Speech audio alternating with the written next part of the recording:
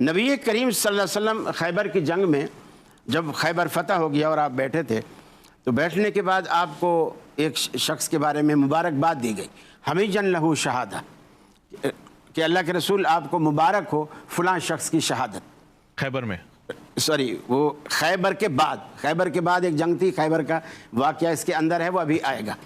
تو خیبر کے بعد ایک جنگ تھی، آپ کو مبارکباد دی گئی کہ حمیجن لہو شہادہ، فلاں شخص کی شہادت آپ قبول کریں۔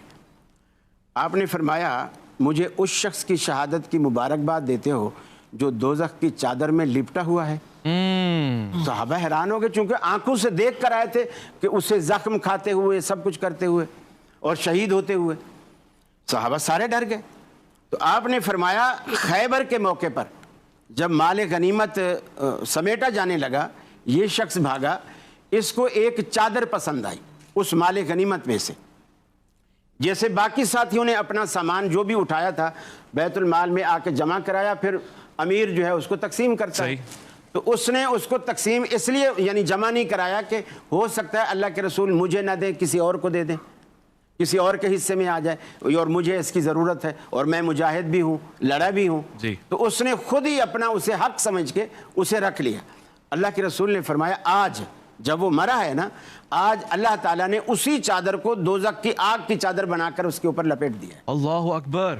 اور اسی مجلس میں ایک شخص بیٹھا ہے اور وہ کھڑا ہوا، روتے ہوئے کھڑا ہوا، جیب میں ہاتھ ڈالا، اس کے جیب کے اندر سے 2 تسمے نکلے جوتے کے 2 تسمے۔ اس کی حیثیت ہماری نظر میں حیثیت ہی کیا ہے، اور اس نے جو اس کی حالت سنی نا تو اس کا دل لرز گیا، کانپ گیا، اور روتے ہوئے کہا اللہ کے رسول یہ 2 تسمے بھی میں نے اسی جنگ میں سے اٹھائے تھے، آپ قبول کیجیے۔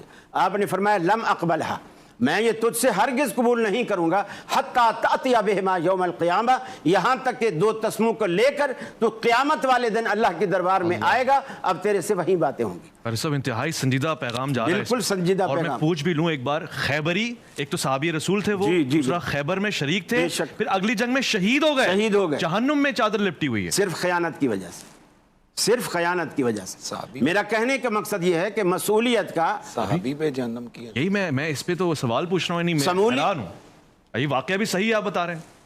اب وہ تو دیکھیے ایک شخص ایمان قبول کرتا ہے، زیارت بھی کی اور وہ فوت بھی ہو گیا، لیکن صحابی کے لیے صرف رسول کی زیارت اور ایمان شرط نہیں ہے، یہ بھی شرط ہے کہ وہ فوت بھی حالت ایمان میں ہوا ہو۔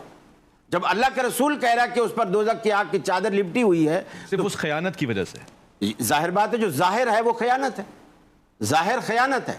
صحابی کا صرف زیارت کرنا کافی نہیں ہے، اس ایمان کی حالت میں اپنے اختتامی وقت پر برقرار رہنا۔ کہ یہ جو قومی پیسہ ہوتا ہے نا، یہ بڑا مسئولیت کا اور ذمہ داری والا کام ہوتا ہے، تو جتنے بھی یہ اس کام پر مامور ہیں ان کو اس حدیث کی روشنی میں ڈرنا چاہیے اور اپنا خیال کرنا چاہیے کہ وہ اس طرح کے کام کریں تو اس میں احتیاط کا پہلو رکھیں، خیانت کا پہلو اس کے اندر نہ آئے تاکہ غریبوں کا حق وہ نہ ماریں۔ ٹھیک، واضح ہو گیا۔ تھوڑی دیر پہلے ایک بات یہاں کی گئی ہے کہ ایک صحابی رسول نام لے کر اور بار بار اس پہ، اور پھر کہا گیا کہ وہ جہنم کی آگ میں جو ہے نا جل رہا ہے، تو یہ تو میں تو ہل کے رہ گیا۔ جس وقت آپ اولیاء پہ جائیں تو پھر نتیجہ اس کا یہاں تک جاتا ہے کہ پھر بندہ صحابہ کے لیے بھی بے دھڑک بولتا ہے۔ تو آپ اور اگر ہو کہ جی روایتیں میں نے کل کیا کہا تھا کہ کتابوں کے بطون میں روایتیں مختلف قسم کی ہوتی ہیں، یہ علماء کا کام ہے وہ کس چیز کو عوام کے سامنے اٹھا کر پیش کر رہے ہیں۔ اب مجھے بتائیں کہ جو لوگ صحابہ کرام کے بغضی ہیں، صحابہ کرام کے بے ادب ہیں، ان کے لیے آپ دفاع کر سکتے ہیں کہ آپ کی کتابوں میں لکھا ہے کہ صحابی جہنم میں چلا گیا ہے؟ استغفر اللہ، کدھر گئی؟ یہاں ترمذی شریف کی وہ روایت کے رسول اللہ نے فرمایا کہ لا تمس النار مسلمن من رآنی اور من رآنی او کما قال نبی علیہ السلام۔ امام ترمذی اس حدیث کو حسن قرار دے رہے ہیں، اور علامہ البانی نے بھی مشکات کے اندر جب حکم لگایا تو اس کو حسن قرار دیے، اور اس کے علاوہ علامہ ضیاء الدین مقدسی نے اس حدیث کی تحسین کی۔